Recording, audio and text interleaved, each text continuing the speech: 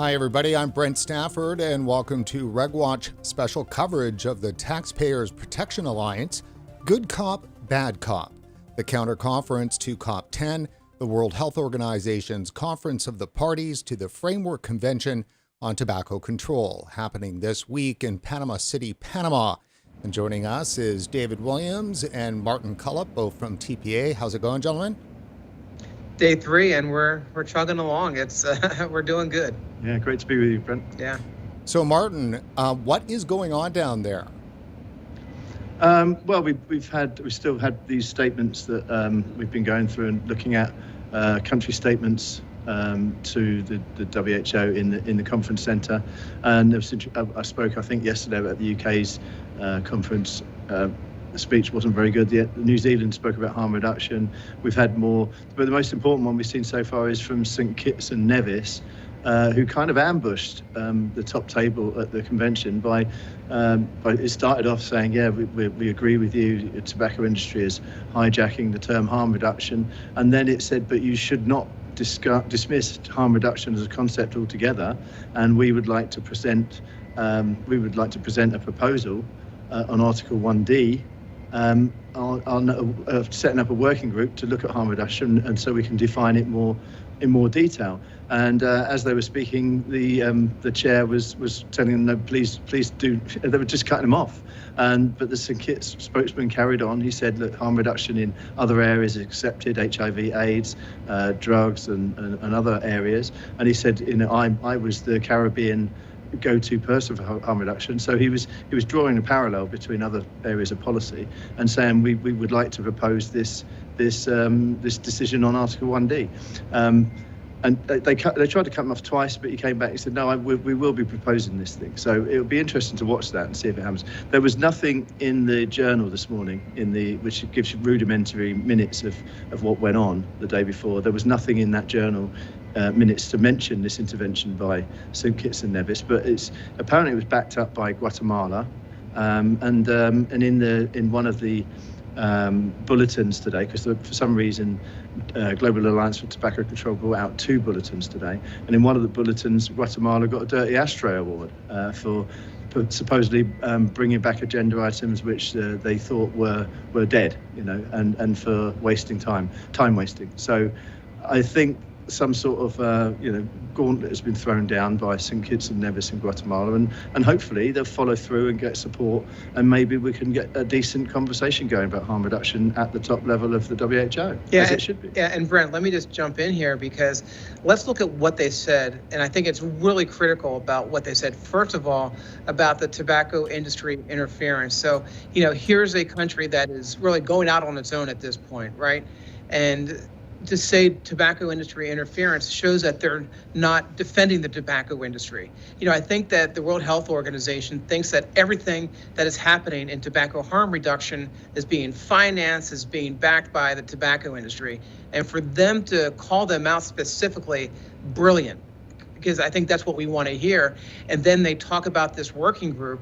And boy, this is going to be fascinating, because what we want to do is we want to support St. Kitts and Nevis. Martin and I were talking about this right before the interview, is potentially sending a letter to the Minister of Health or whomever deals with this issue in St. Kitts and Nevis. We don't know, but showing our support and reaching out as to how we can help as a group, as an organization, as a group of people in this movement, to give them support, because this is probably very new to them.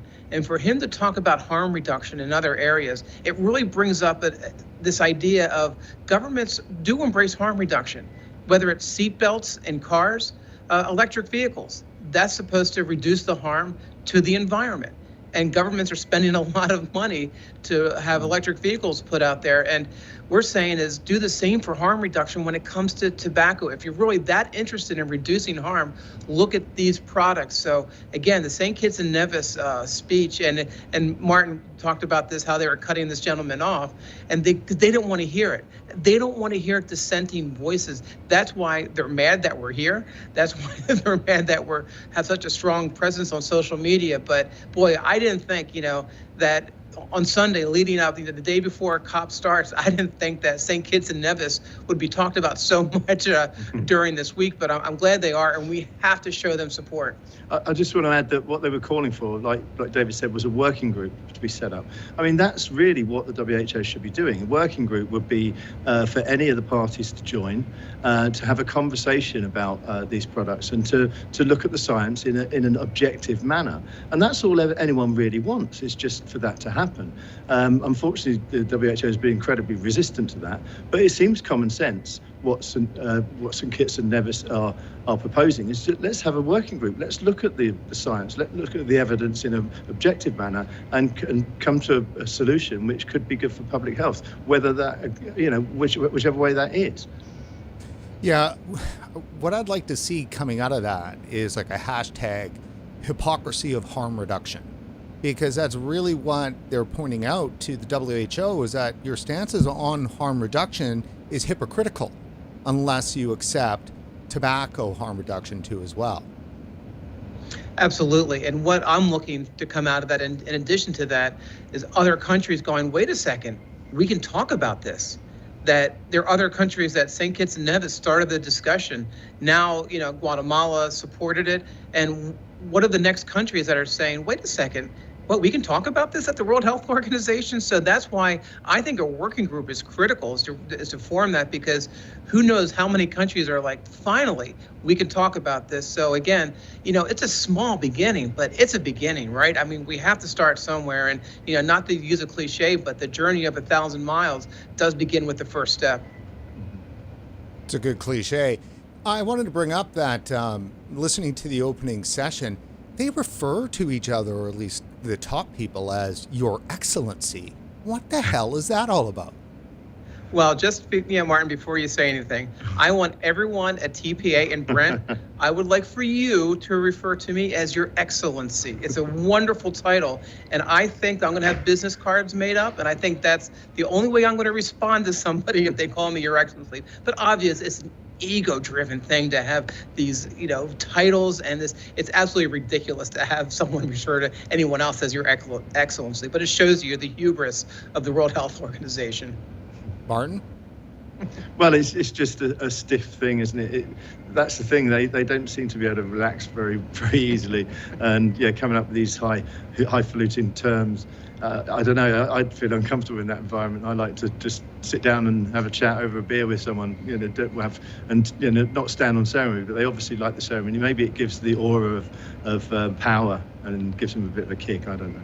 Well, it certainly speaks to their lack of wanting to listen to regular people on issues. Why would they, when they're in this world, this echelon where they're the excellencies and directorships and all of that kind of stuff? Well, no wonder they don't want to talk to consumers or the regular plebes. Well, if you've seen the coverage as well, the way they set up the top table, it just reminds me of the Politburo in the Russian Republic, or in USSR, where they would be behind these screens, like on an elevated position, not just on a stage, open, but with that sort of like boarding in front of you. It just reminds me of that, going back to the USSR days. Well, when the USSR fell, the communists had to go somewhere. They probably went to the WHO. Who knows? Yeah, and I mean, this just shows you that they are so full of themselves. And why wouldn't they be? Because they practically had a blank check from countries around the world to operate and to push phony science. We saw it with COVID 4 years ago. Now we see it with tobacco harm reduction. I mean, tobacco harm reduction, we've seen it for a while, but they continue to push this phony science. And no one, until us, no one has questioned them. And they've really gotten a free ride on this. And that's what we're changing this week, is the narrative, is that, Bloomberg can have all of his little cronies inside the COP10. Well, we have folks outside of COP10 at Good Cop talking about the science, talking about freedom of choice, talking about the taxpayer, the consumer aspects of this. So, they're going to stay cloistered in their convention center. We're not. This is open to everybody. If you want to come on down to the Central Hotel Panama and have a discussion with us.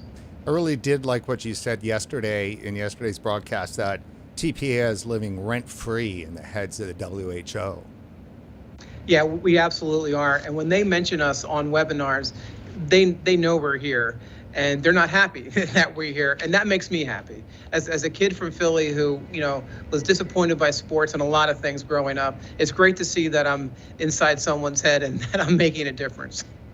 So one of the other groups that's living inside the heads of the WHO is KAC, and a bunch of the things and operations that go around that operation. And you have the Global Forum on Nicotine, and that's something that we're partnered with at RegWatch, and we cover the issues on behalf of GFN, at least in our own particular show that we do. Now, last summer, we did an interview with the co-founder of the Global Forum on Nicotine, Professor Jerry Stimson, and he's also a director at Knowledge Action Change.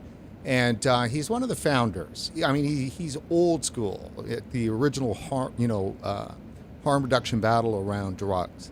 And so he's brought that knowledge over the years now to the issues of nicotine and tobacco harm reduction. We've got a clip here that I think would be very good to listen to. Here we go.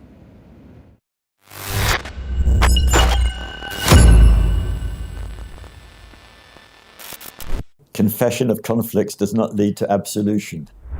The conference, right from the beginning, had an open policy that we wanted to engage all stakeholders. And naively, I think on my part, I thought, well, it's a good idea and people will go along with that because public health people, parliamentarians need to talk to industry, to consumers. So everybody's got something, some part to play here. And we are still the only major conference which allows anybody to attend. And we get criticized for that because there are other conferences which completely ban any participation from people in tobacco companies or even with the slightest link with tobacco companies. But, if you look at, again, feels like climate change and so on, the oil companies are at the climate conferences. They might not, you might not say that's, you might be careful about that, but they need to be confronted and engaged. You don't say you can't come.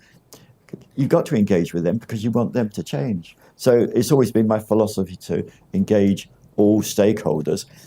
And again, that goes back to when I was doing drugs harm reduction advocacy, because we'd have a big annual conference and you'd have drug users, you'd have police, you'd have magistrates, you'd have, Ministry of Health people all in the same room.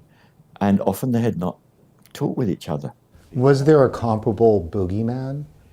Not really, no. I don't think there would have been.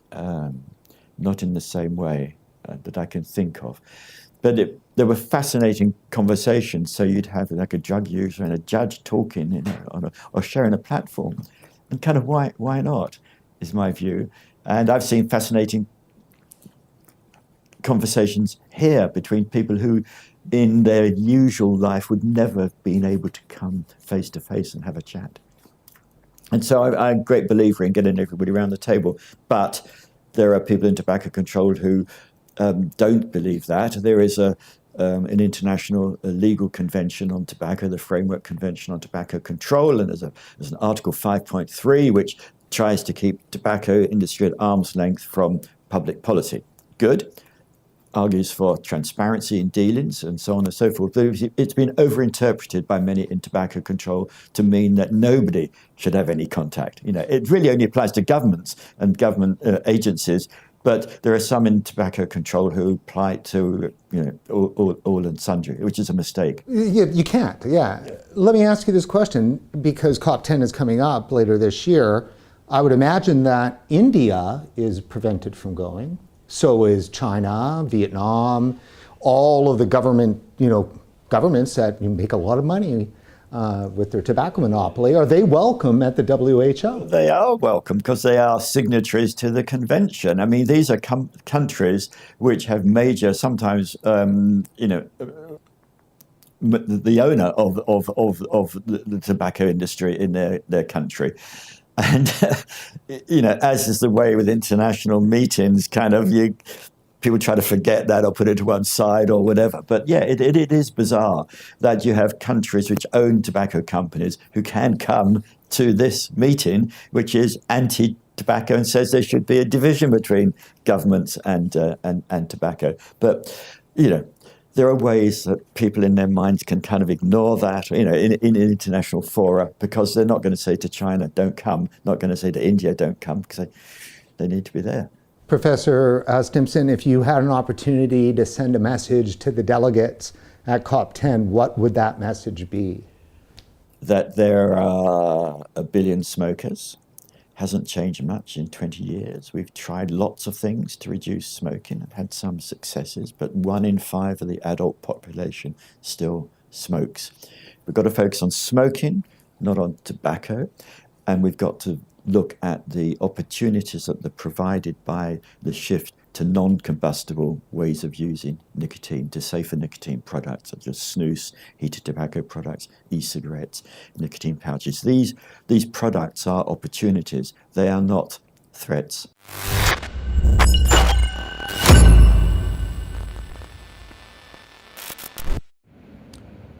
So, gentlemen, I'd like to add to hypocrisy of harm reduction is the hypocrisy of tobacco control, because they allow China to be at this meeting, they allow Vietnam to be at this meeting, and they're the biggest, some of the biggest tobacco producers and manufacturers of combustible cigarettes in the world. Yeah, and to go down the rabbit hole of the World Health Organization and their ties to China, we could be here for days. But yeah, therein lies a problem. And what Dr. Jerry Stimson said was fantastic, because we're missing the whole root of this problem, and that's smoking. And that's the 1.2 billion people that are smoking, and we're trying to get them to stop smoking. We can talk about the tobacco industry all day long. That doesn't help them. The World Health Organization can, stigmatize tobacco, the mom and pop vape shops. That doesn't help people from quitting. That doesn't help people quit smoking. So that's what we need, and that's what the World Health Organization needs to focus on. Instead of shutting down St. Kitts and Nevis and what they're saying, they need to talk about what we do to get people to stop smoking. I'll say in defence of the WHO, they do get irritated by these the Chinese delegation, especially the Chinese delegation, because they do put people who are part of the National Chinese Tobacco Company on their delegations, and WHO don't like it one bit. But they haven't got any power to stop them because that's how the treaty is. It's run by the parties. The parties are the boss. The governments are the boss. So if the Chinese government say, "Here's our delegation," the FCTC secretariat can complain about it and say, "Well, they're not. We wouldn't like them there." And the government says, "Well, tough, they're coming." So, but yeah, they know these people are there and they don't like it. But at the end of the day, it's not up to them to choose who's on the delegations anyway. And I just wish we had more people on these delegations who are experts in tobacco harm reduction. And we just simply haven't got enough. So on the delegations, you do find that there are more delegates who have interests in tobacco industry than there are who are experts in tobacco harm reduction. Every delegation should have an expert on tobacco harm reduction to make those arguments, but very few of them have. So is it, and I've asked this question often, Martin, probably to you in an episode, is it that they just don't accept the harm reduction principle as something that should be applied to tobacco? I mean, readily, harder drugs and all these other issues, and they just don't seem to get it that it could apply to tobacco. Well, they've got themselves into a bind, really, because they state, you'll hear it regularly whenever they talk about Article 5.3, there is a irreconcilable conflict of interest between tobacco industry and public health. So they say, industry's just interested in profits, it's not interested in public health. And they've said that for a long time. But it used to be true when companies were just selling cigarettes, but now they're selling things that are much less harmful and could be beneficial to public health. But they have to still cling to that, and that's why they're trying to deny that harm reduction is what the tobacco industry said harm reduction is. I mean, harm reduction should be a simple concept, but they're trying to redefine it. And how they're trying to redefine it is to say it's not, the tobacco industry has hijacked this term because proper harm reduction does not involve profits. Harm reduction is to have medicalized products. That's harm reduction. It's not about someone buying a consumer product and a business making profit out of it. So that's where they're caught in a bit of a bind. They've got that long-standing thing, the irreconcilable conflict, and now harm reduction, simple concept. They're having to try and change it, to try and change the meaning of it, to redefine harm reduction. So we did think they were going to try that at this COP, but they seem to have shied away from it. Maybe they're just finding it very difficult to do, because it would seem a bit ridiculous, because at the end of the day they would just be saying, oh, we just don't like anyone who makes a profit from making something that can reduce public health, even though they are very close, the WHO, with the pharmaceutical industry. It always have been for decades. But it's fine for the pharmaceutical industry to make lots of profits, but apparently not anyone from the other side, whether they're making less harmful products or not. And you can't ignore the influence that Michael Bloomberg has in this whole process, is because he has given a lot of money to nonprofits. He has vital strategies. He has the media in his pocket, and he exerts a lot of pressure on the World Health Organization. And I think that there are a lot of different pressure points for the WHO right now. And I really do believe Michael Bloomberg is a significant pressure point, because he is able, and Martin, I was looking at the list. I mean, there are hundreds of people from Bloomberg-funded nonprofits that are here in Panama City that are allowed in the room. I mean, not just here, like we're here, they're allowed in the room talking about these issues, and we're not allowed to be in that room. So I think, again, there's different pressure points here. And, going back to the tobacco industry, one thing that really bothers me is the illicit market. And the tobacco industry, they know how bad it is, because it's their products that are being ripped off. It's their bottom line that's hurting. And to bring them, to the table and talk about, what the problem is, how to solve the problem. But the World Health Organization has said, we are not talking to these companies. That is 100% just ridiculous. And consider, electric vehicles. They talk to Ford, they talk to Chrysler, they talk to these, but they will not talk to tobacco companies about the black market, and they should, absolutely should. Now, we talk to the tobacco companies, and they talk to us. I've got a very short clip here from Dr. Summer Hanna, again from one of our episodes with GFN. She is the VP of Scientific Regulatory Engagement at British American Tobacco.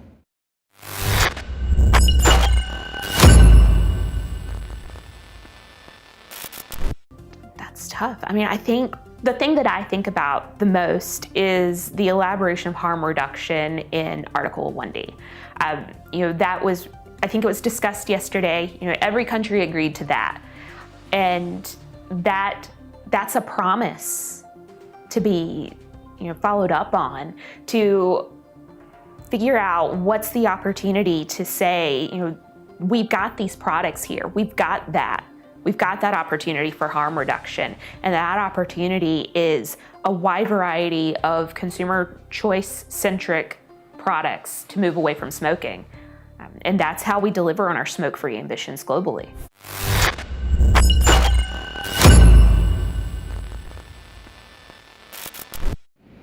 So directly addressing that very issue you were just talking about.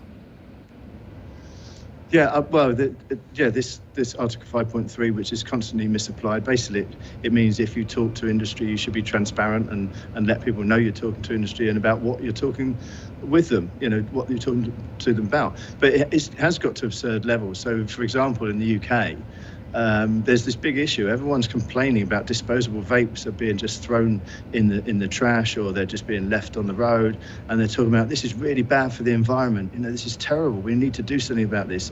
But the UK Vaping Industry Association in the UK contacted DEFRA, which is the Department of Environment, Food and Rural Affairs, who deal with environmental concerns, and they said, could we have a meeting? We'd like to discuss with you how we can reduce this level of litter and protect the environment and reduce the impact of our products. And DEFRA replied and said, I'm sorry, we can't talk to you because of Article 5.3. So, don't complain about the environmental impact if you're not going to talk about the people who can try and help to alleviate it. And it's, again, it's a total misapplication. Of course they can talk to the UK Vaping Industry Association because it's about something which comes within their purview, which they should be talking to industry about. But they're just blindly taking this complete imaginary definition of Article 5.3 and applying it in completely the wrong manner, which is not helping anyone.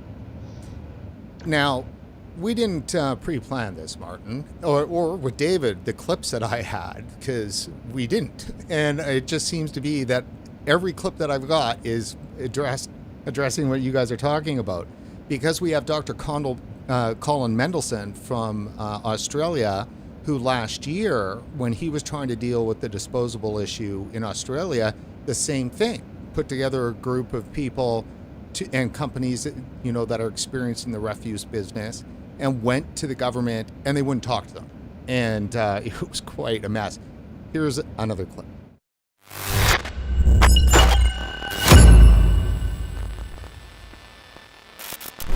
The environmental issue is a big issue with vaping. Now, we have kids using disposables, throwing them everywhere, and that's a concern. Several of us wrote a discussion paper on how to address this in Australia. We approached the Department of the Environment to say, we've got this discussion paper about how we can resolve this problem. You're all worried about recycling and the environment, and there are programs to deal with this, but for vaping there's nothing. And they said, well, we can't talk to you. And we said, excuse me? You're involved with the e-cigarette industry. Yes. When we were involved, we had one of the members of our committee was a manufacturer. We needed to talk to manufacturers, talk to vapers, we talked to all stakeholders. We said, oh, okay then, well, how about you talk to me and Alex Wodak, who's an independent physician. They said, well, no, this breaches the FCTC. Why is that? Because we're talking about e-cigarettes. And we said, well, that's nothing to do with the FTCT. And they said, well, that's the position that we have. And of course, we could have gone public about that, and we could have taken it, written letters, but we knew that would get us nowhere. But that's the stupidity that we're facing. I mean, refusing to talk about recycling because this was about e-cigarettes, which were linked to tobacco somehow in their disturbed minds, and yet it was a major issue. In a way, it's as if they want to have an environmental problem because then they can campaign better against it. Well, it's been a pretty fortuitous issue to gin up some hysteria around vaping in areas where things were starting to cool off. Look, the UK, the environmental issue actually really energized the argument in the UK. Yes, it has. And look, they're finding solutions. And in Australia, we realised we had to find a solution. It was better if we did it. And we worked out a model run by the government, oversight, and with the manufacturers involved and paying for it, and the retailers involved. And we had quite a good model, but we needed some government support, and they refused to talk to us about it. So that's how irrational this has become. So, of course, coming up later this year, the WHO's Framework Convention on Tobacco Control is hosting COP10, the Conference of the Parties, and they're very much going to be discussing e-cigarettes at this event. What is your message to them? If you could speak to the delegates, what would you say? Yeah, I don't think it would make any difference. I think they've made up their minds, and, they're the World Health Organization. They get too much money from we all know who, and I'm not sure that the evidence really is what is going to make their mind up. In Australia, of course, they have less influence, although they're often quoted. So the NHMRC and various government organisations in their reports will say, oh, well, the World Health Organization says this. But it's a big problem for low and middle income countries, much more than it is in Australia. But clearly they're on a rogue path, and it's very disappointing. And I think they've lost a lot of confidence from people in public health because of that. So Australia definitely are pick and choosers. Yes, exactly. We'll accept overseas evidence if it agrees with what we've already decided. And so in some situations we'll say, well, we're doing this because, well, the World Health Organization and the American government have said we should do it, it's the right thing to do. But when other countries are doing things we don't want to do, we say, well, what would they know? We do what's best for Australia. So it is very much pick and choose.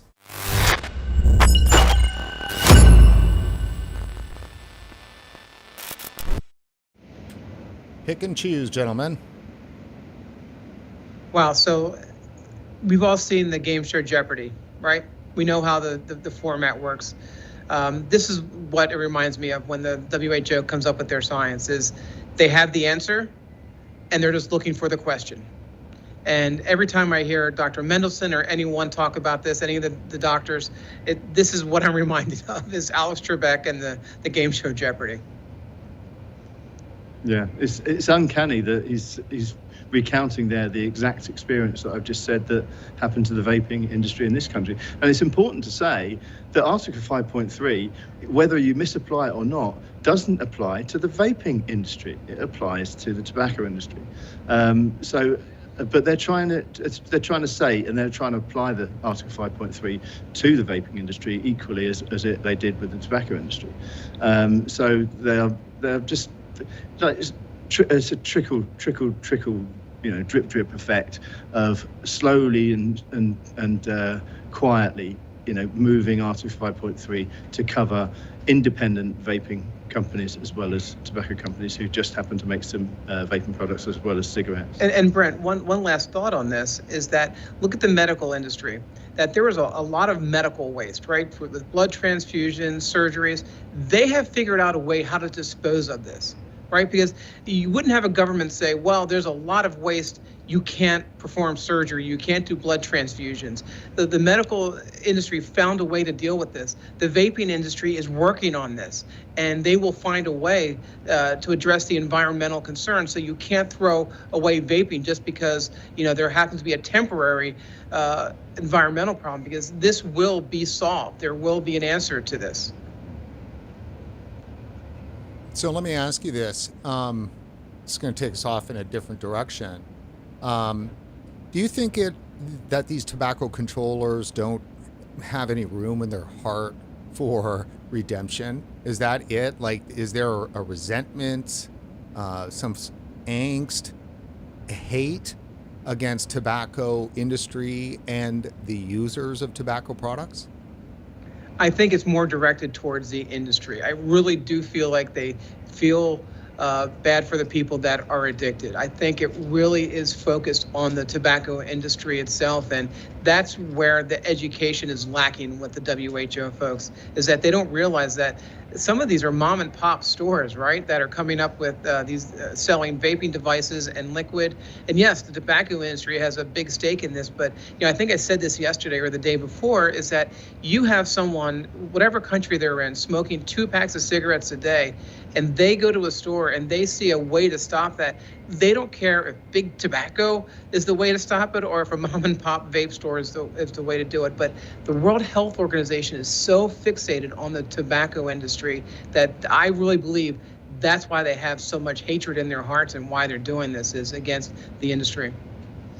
I just think it's an easy thing for them to do. I think it's for years it's just been so easy. If you're challenged, just say tobacco industry a lot, and the public nods along and says, yeah, those evil people, and I think they're just ideologically opposed to this. I think a lot of them were ideologically opposed to smoking, not because of the health reason, just because they don't like other people doing things they disapprove of.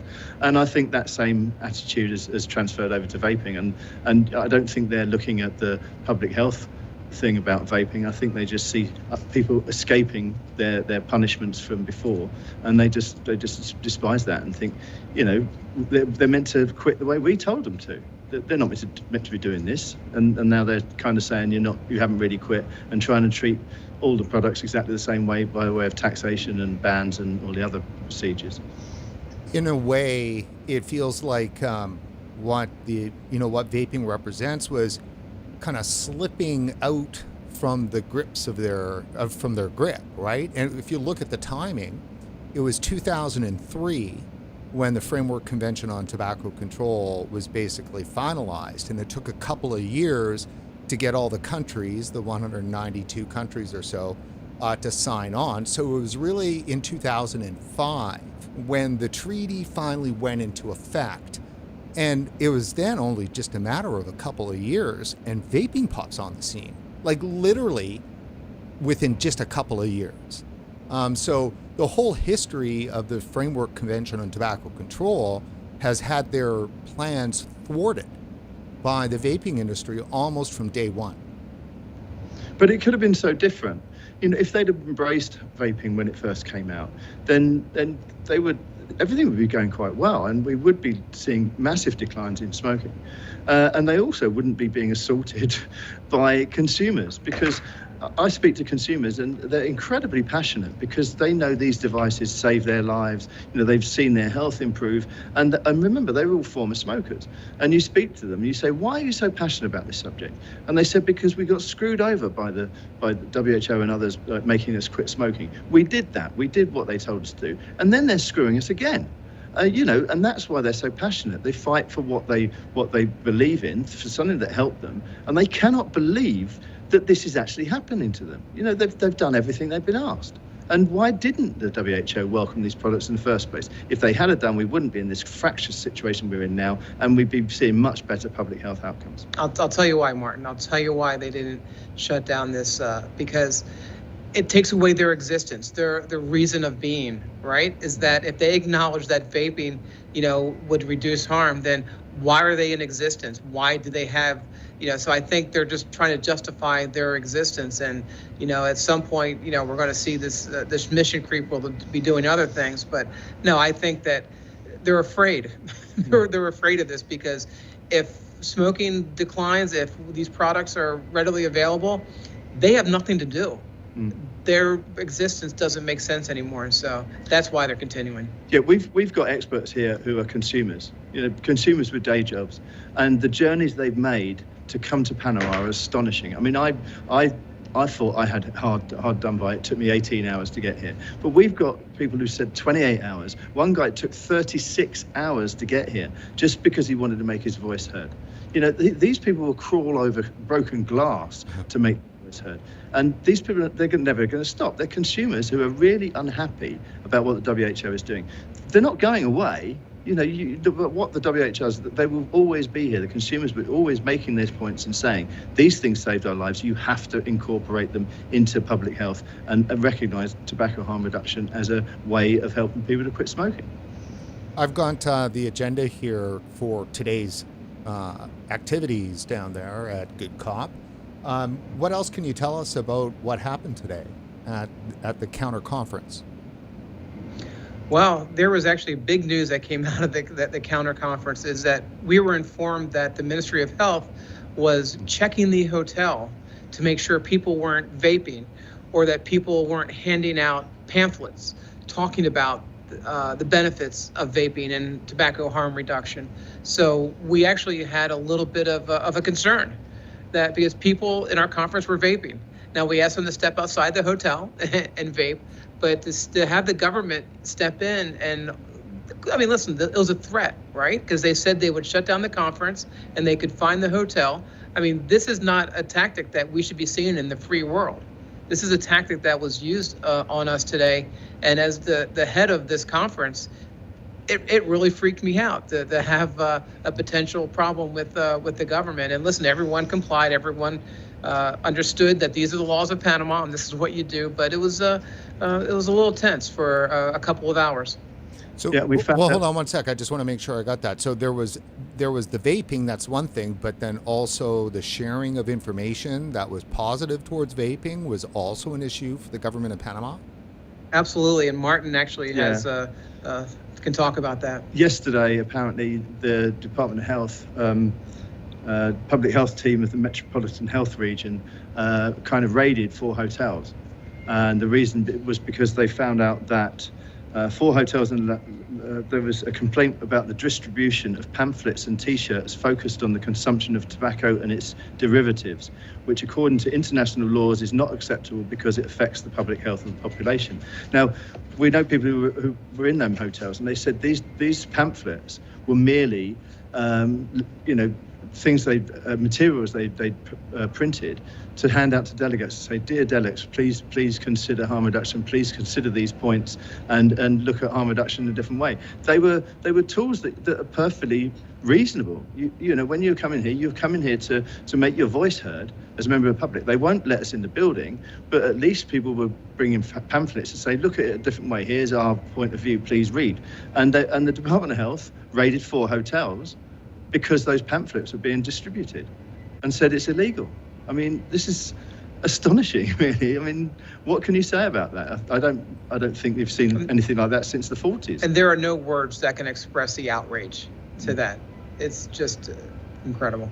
So how did you kind of settle things down there, David, at the Good Cop conference? Well, everyone at this conference knew what our mission was and that we had to continue with the conference. And everyone said, yes, we'll comply. We'll step outside the hotel to vape. And this is new information about handing out pamphlets. And I haven't seen anyone hand out pamphlets, but listen, everyone's here for a reason and they understand, why we're here. So they don't like the laws, right? I mean, they were frustrated, and I was frustrated with the laws, but they saw the bigger picture in making sure the conference doesn't get shut down and that we can continue on until Friday. So, gentlemen, do we have Jeannie Cameron ready to go? Yep, Jeannie's here. Okay, so why don't we do that? We'll do that interview, and then is Roberto around too as well? Yeah. Great. So let's bring Jeannie on, then we'll do Roberto, and then we will have you back on to wrap. Fantastic. Yeah, okay. Okay, Great, just thank give me 1 second here to key up my Be Right Back slate.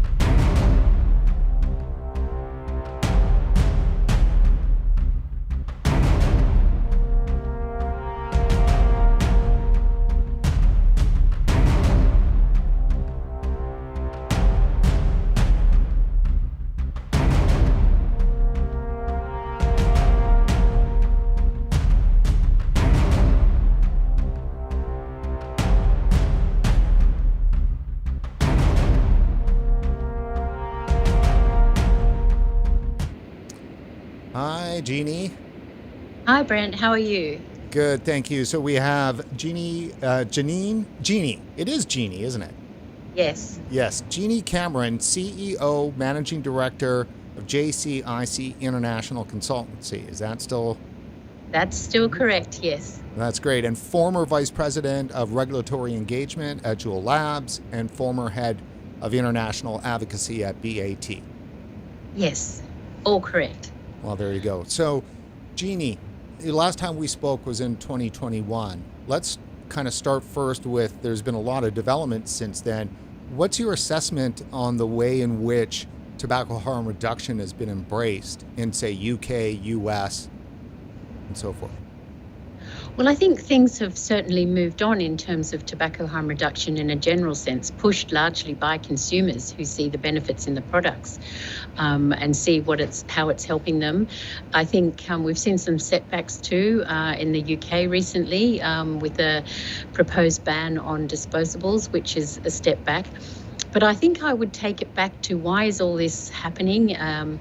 In terms of, we saw in the UK a very significant onslaught against the UK government's vaping policy, which, as many of us say, is, has been until now one of the most open and progressive. And I was talking earlier today on a panel about why is that, and who's behind really pushing this. And we know, I think we spoke before about the World Conference on Tobacco or Health that started in the 1960s. And every 3 years they have a conference. And at the outcome of the conference, they publish a plan of what they're going to do. And I noted some time ago, nearly 20 years ago, if you added 5 years onto what that proposal was, you'd get the reality. So, for example, in Paris in 1994 at the World Conference on Tobacco or Health, they said, let's go to the WHO and ask them to create a treaty. And within 5 years, that process was underway. So if you go to the 2000 conference, which was held in Chicago, they had a plan to, an outcome to bring together an alliance of the World Health Organization, the pharmaceutical industry, the World Bank, and international NGOs to fight tobacco control, to sort of advocate tobacco control and fight the industry, etc. So that alliance that came together has been very strong, and we see everything that it did and where it's got to now. And so the campaign behind pushing the UK to where it's got this consistent campaign of bringing out the issues that they were focused on, such as youth and environment, was unsustainable in the UK, and they've pretty much done that everywhere. The WHO in the Europe division of the original area said that that's what they were going to do back at the beginning of 2023, and you could see this global campaign being rolled out in many places. And in advance of COP10, there was a real strong focus on the UK. So I think they're consistent in that. I think when you look at this area, you see a lot of money at stake. I think you always have to look at the money. And I mentioned on a panel today that this industry, according to Fortune, is, the industry of NRT, nicotine replacement therapies made by the pharmaceutical industry, is approximately $3 billion and expected to be by 2028, $4 billion. So there's a lot. And when you add in the wider nicotine options, non-combustible options, it's up to, according to Fortune, about 59 billion. So there's a lot of room there to expand. And if you can get the vaping industry sort of out of the way, there's a lot more scope there for the pharmaceutical industry. So I think we need to look a little closer at, yes, the WHO is the mouthpiece and pushing people to, but there are some vested interests behind that. And I also say that because I went in 2003 to the World Conference on Tobacco or Health in Helsinki, and I saw there very large posters. One, in fact, was using the Marlboro Man imagery, where we'll all recall, welcome to Marlboro country. Well, instead, they had up welcome to Nicorette country. They had a GlaxoSmithKline and GlaxoSmithKline, and had a big tobacco trap and a wheel of how to do tobacco, anti-tobacco advocacy.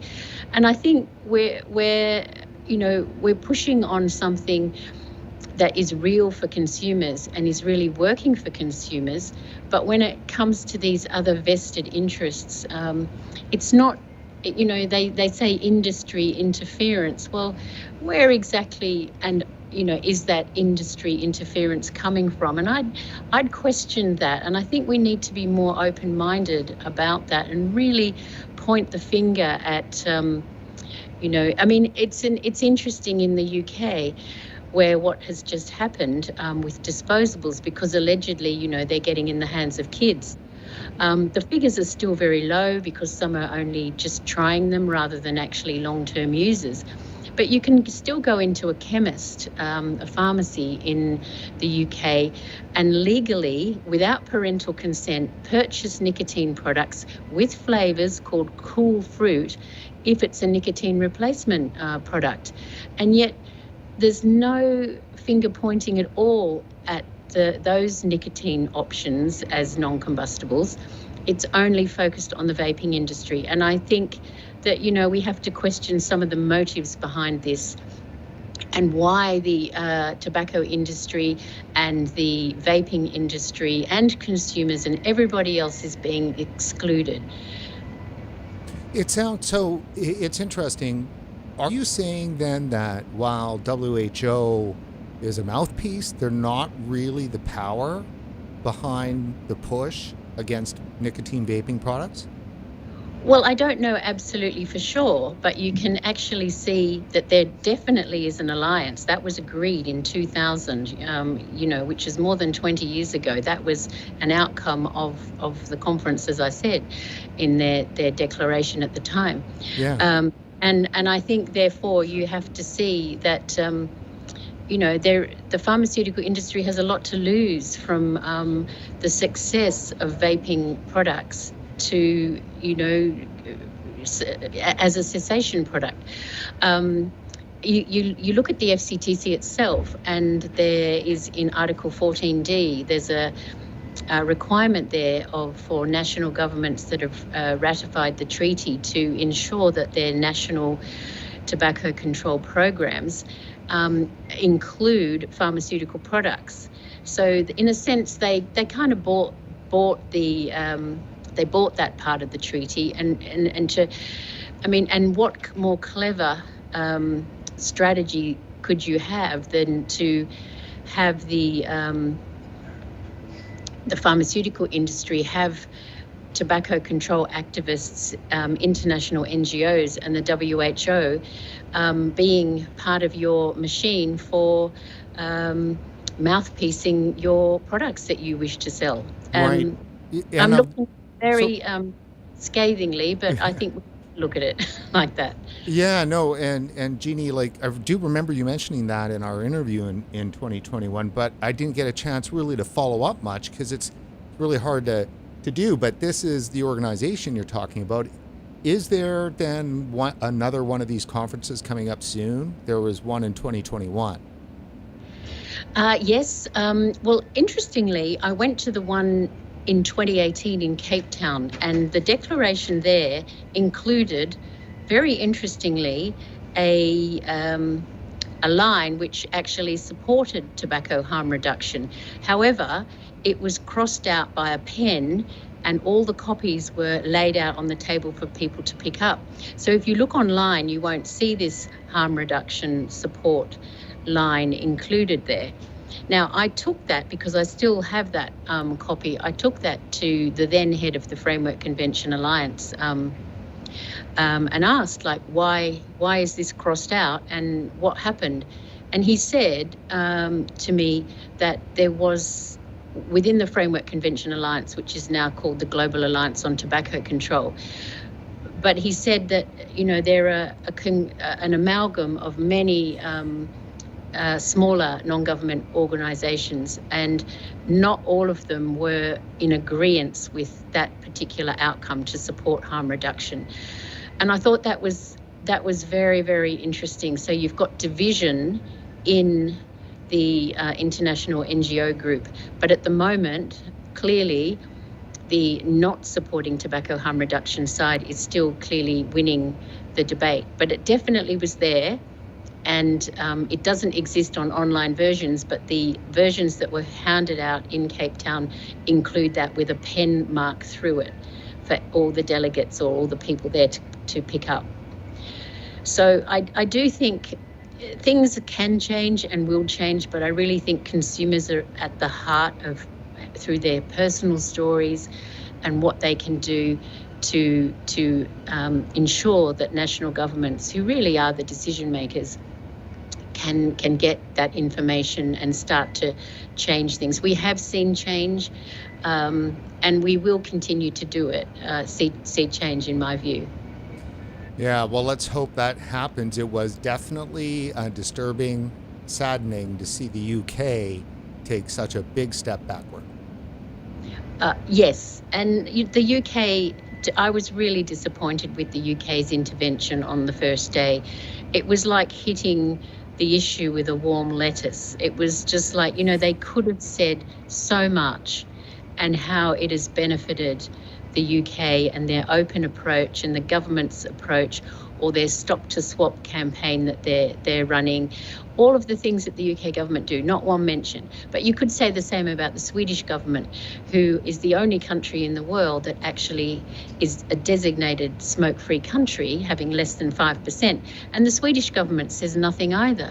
And equally Japan, which has really moved by using heated tobacco products to a country that is significantly lower in its smoking rates, still also says nothing. So why are they not saying anything? I don't understand that. Obviously there's pressure not to say anything, but you'd think the sovereign right of states to make their interventions about what they're doing nationally should be stronger.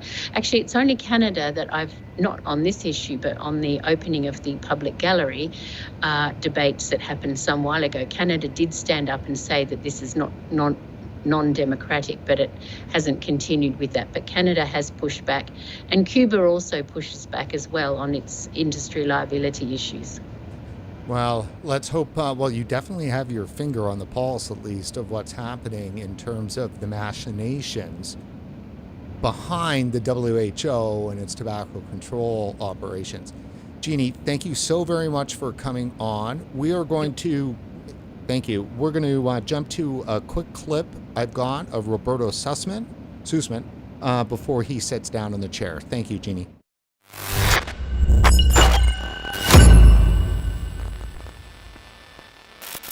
We should not allow tobacco control to treat vaping as they treated smoking, right?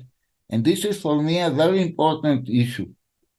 Well, I think it's important to everybody that's concerned about access to safer alternatives to smoking. Let me ask you this, Dr. Sussman.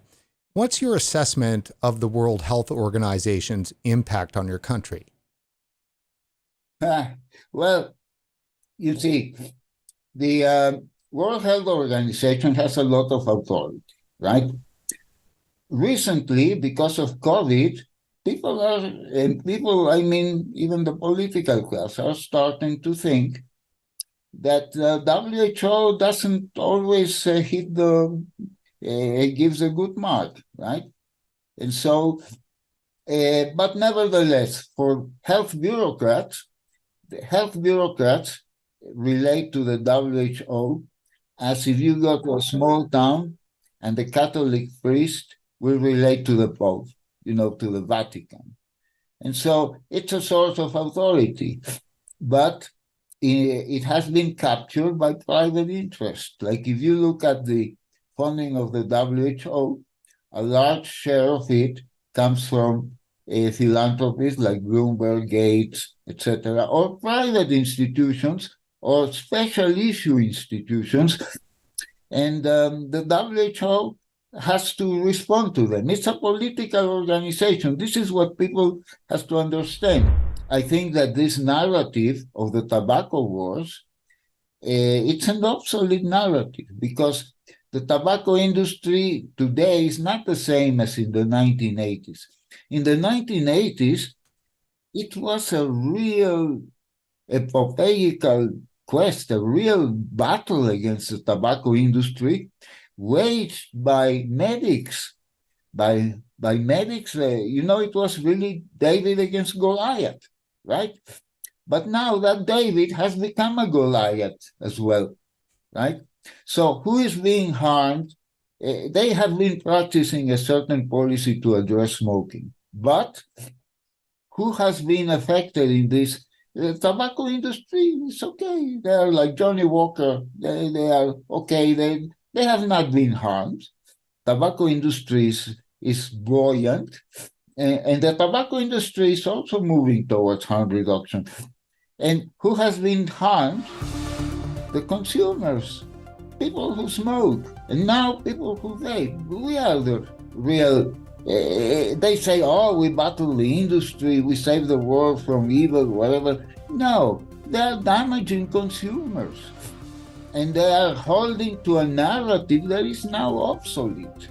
And I resent that because according to institutions in my own country, they libel me, they slander me, they say that I'm a tool of the tobacco industry when I've never received money from the tobacco industry. Okay, I talk to people from the tobacco industry, but that doesn't mean they have me on their pocket. That doesn't mean that I'm a stooge of them. They say, well, it's because you're promoting the interest of the tobacco industry, because the tobacco industry is selling these products and you are also promoting them, so you favor their interest. You know what I say that? During Nazi Germany, the Nazis, who were the worst, the most horrible regime in history, the Nazis were promoting cyclism. It's true. They were promoting cyclism. So if you are promoting that people go into their bicycles and become cyclists, does that make you a Nazi? Of course not. So all these rhetorical arguments are arguments of a technocracy that is seeing how the floor moves below them. And the more aggressive they are, the more they show that they're afraid. Because in the end, who makes these things? Not Philip Morris, not British American Tobacco, Chinese industries, right? And the Chinese vaping industries are regulated under the Chinese government. And at one point, the Chinese government, or combination of them and other industries, and even the political class, will realize that it's a fantastic business to transform 1.1 billion smokers to make them migrate into this. If you sell them, that's a fantastic business. And I think that in the end, this pragmatic approach will defeat the Puritans.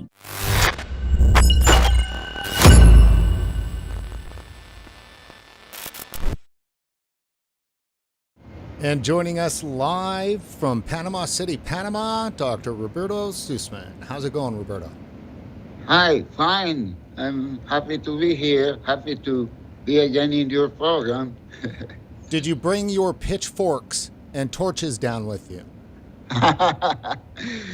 No, it's I'm being very benign with all these things, because look, in fact, I even take it with a bit of humor, because we're facing an organized technocracy that is acting like a special interest group, like this affair type of private affair type, so that lobby in the United States, but at a global level. And well, we do what we can, you know. We're not magicians. We don't have much resources. We are consumers. We are scientists, and yeah, we do what we can. That's why I didn't bring the forks and so on. Well, so what's your assessment being down there now? I mean, because nobody's allowed in. Does it just seem like nothing's going on? No, it's normal. We know that we are not allowed in. It is a secret club. Only those allegedly representative of the civil society, which are really fronts from, they are most of them financed by Bloomberg philanthropies, and also officials, health officials, minor health officials from governments. We already know that we are not welcome there. So I wouldn't even try. Yeah, things are happening there, like in any reunion, except that it's completely opaque. I have no idea what's going on there. Perhaps some other participants here are better informed than me. Because, look, I am focusing on the science, which is what I can do well. I'm not very keen on activism and so on. I do what I can, but mostly I think that my contribution to tobacco harm reduction is in research. And I have already published several articles that I think give a rigorous support to the fact that these devices generate an aerosol which is far, far, far less toxic than tobacco smoke. But this notion is not a notion. This experimental fact has been countered a lot of times. All the time, even the WHO puts a doubt on this. So we have to continue showing that this is an experimental fact. It's not the opinion of Roberto Sussman. It's not the opinion of the tobacco industry. No, it is a fact. It is 2 + 2 = 4. And if you say 2 + 2 = 5, then you are wrong. It doesn't matter if you are the WHO or whoever. Facts are facts. You cannot choose them, right? And now we are about to release another paper in which we are reviewing 98 studies. 98 studies in which that expose cell lines and animal models, rodents, they are exposed to aerosols. And we are showing, of course, they report horrible things happening in the rodents and in the cell lines, but we are showing that this is because these biological systems are being exposed to overheated aerosols. So the results of all these 98 studies are not reliable, right? Absolutely. But the funny thing is that 85% of these studies have received financing from the National Institute of Health of the U.S. It is not Bloomberg philanthropy. No, Bloomberg operates in other areas, in lobbying and in politics, etc. Here, these are financed by the NIH, by the CTP of the FDA, and by other public institutions in the United States. And these articles have received probably hundreds of millions of dollars of financing to produce a science that is completely deficient, right? And this is my crusade. It's a good crusade, Roberto. There's no doubt. And let me just mention to our viewers that those same funders are also funding all the climate change research coming out of the government, and they're basically looking for the research to justify their positions, is what I believe. Let me ask you this, Roberto. One last question, and I think it's a big one because we've not yet asked it to somebody who's attending the Good Cop, Bad Cop counter conference. What do you think of the sessions and the event that the Taxpayers Protection Alliance is putting on down there? Well, everybody here has a sense of mission. We know that we are on the losing side of the politics because there is no resources, all these things that we have mentioned, right? But the big change, we are not going to produce the big change. What we are doing is field work. It is a constant, small step, depending on our resources, our timing. We are doing field work. But the change will have to be political because we are subjected. Even the science that I'm doing, it says I'm fighting a political agenda that is trying to dominate science by doing better science. But in other aspects, in other issues, regulation, smoking cessation, etc., the change will have to be political. We still don't know how, but this technocracy that is dominating the whole environment and is excluding everybody else and using a narrative, a McCarthy's narrative that is already obsolete, it is going to run into contradictions because of what I have said in previous programs, right? Consumption is increasing. The Chinese are the ones that make these products. It is not the industry, the Western industry. It is the Chinese. And there's more smokers in the world, and the consumption of these products, in spite of all the bad mouth that they get, it is increasing.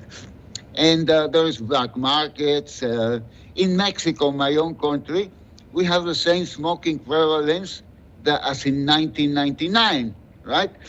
And in China, it is stable and so on. So sooner or later, they will enter into contradictions. We still don't know. It is impossible to predict how. Many things can happen. For example, if Trump wins the elections in the US, we don't know.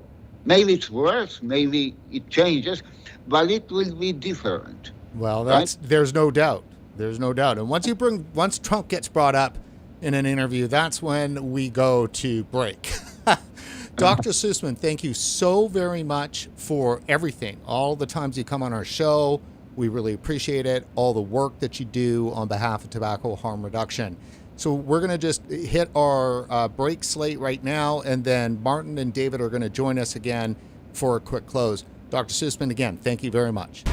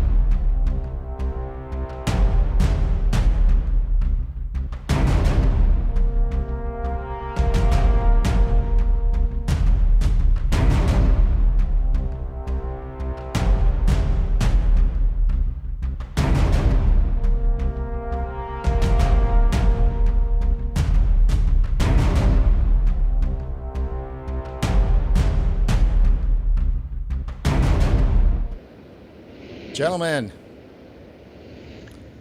man, you guys are doing some really good chair dancing going on down there. And we're staying in the same chair so we don't confuse you. Yeah. That's great. Well, two really great interviews. Wow. And again, you guys have really put together a bang-up conference down there, or counter-conference.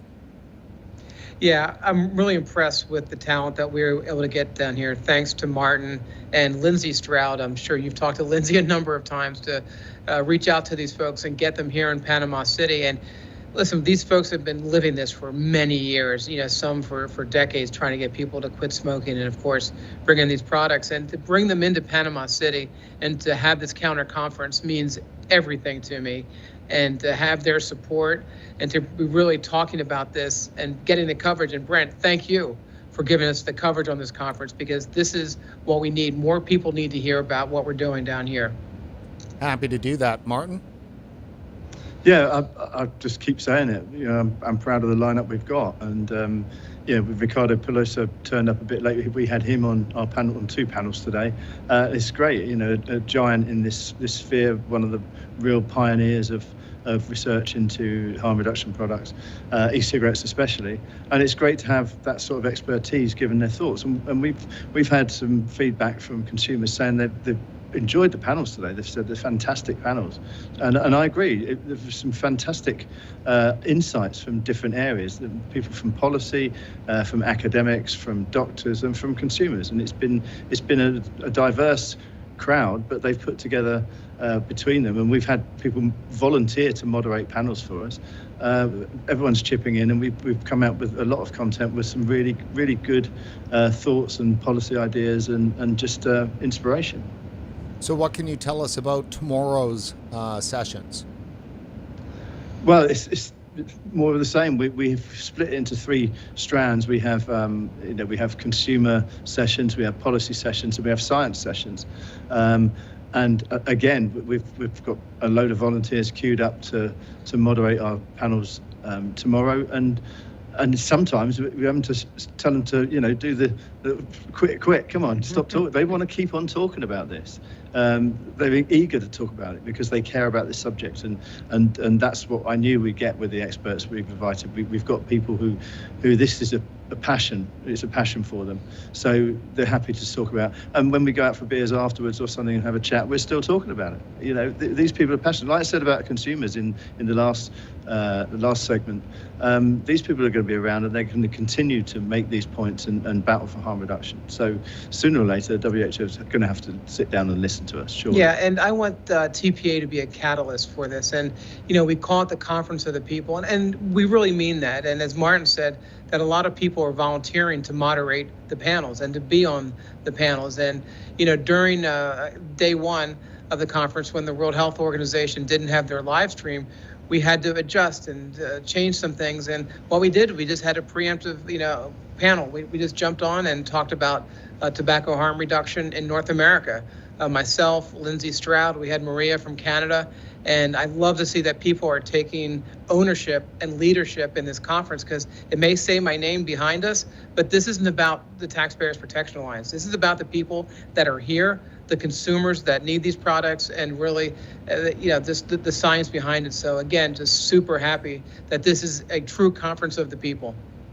Well, that's excellent, gentlemen. So we'll all be back here again tomorrow on Thursday, February 9th already. Wow, do I have that right? I do. Boy, we've only got 2 more left.